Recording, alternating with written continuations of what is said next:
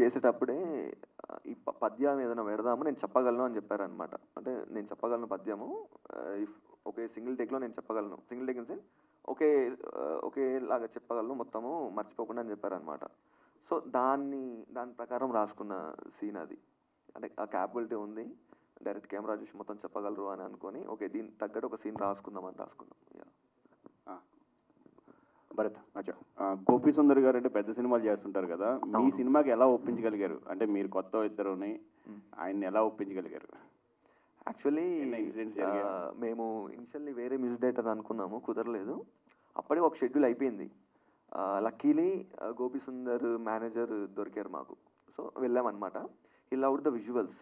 ఆ విజువల్స్ అప్పటికి అయిన షెడ్యూల్కి ఒక సాంగ్ అటాచ్ చేసి చూపించాము, స్టోరీ నరేట్ చేసాము. తనకి నచ్చింది, ఎక్కడనో తను కనెక్ట్ అయ్యారు, విజువల్స్ కనెక్ట్ అయ్యారు. సో అది మెయిన్ రీజన్ తను ఒప్పుకోవడానికి. భరత్ గారు, ఓటీటీలో ఏం చేస్తున్నావు మూవీకి గట్టి టాక్ వస్తుందని ముందే చెప్పారు కదా, అసలు ఆ కాన్ఫిడెన్స్ ఎలా వచ్చింది? అంటే చూస్తారు అనుకున్నామండి. అంటే చాలామంది మాతో వర్క్ చేసే వాళ్ళు కానీ, నేను మూవీ కూడా మా బాలు అని ఉంటాడు ఫస్ట్ ఆడియన్స్, వాళ్ళకి చూపించాం. వాళ్ళకి అసలు సినిమా తనకి తన వైఫ్కి చూపించాం అనమాట. They loved it. అంటే సినిమా ఇప్పుడు మన మూవీలో ఉన్న వాళ్ళు, మూవీలో పనిచేసే వాళ్ళకి చూపిస్తే వాడు ఫ్రేమ్ బాగాలేదు అంటాడు, ఫోకస్ అవుట్ అంటాడు, అసలు నమ్మొద్దు వాళ్ళని అనుకొని సంబంధం లేని వాళ్ళకి చూపించాం అనమాట.